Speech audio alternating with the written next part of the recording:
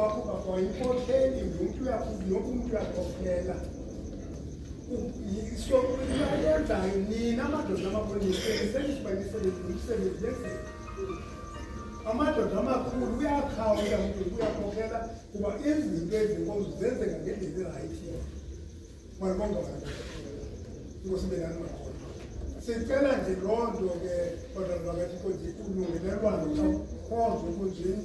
kube khona ucwangco nolungelelwano futhi ke kwexabiso selikulo mntana omkhaliphi izinto engathi ziba rongo zidala zingawudali into ethiswa nezinqande kungabikho zinto eziyawuzenza kuthetha abantu xa sebebadala emuzweni badala uba imeko yoba kuxoxwe bazamingabikho bakuyokwenzeka malibonga kankosi njengaloo mazwi nje ndibabeka ezonamakaqondile uthixo asincede sikhombe kakuhle ngelelwano siqule inkonzo ibeke phambili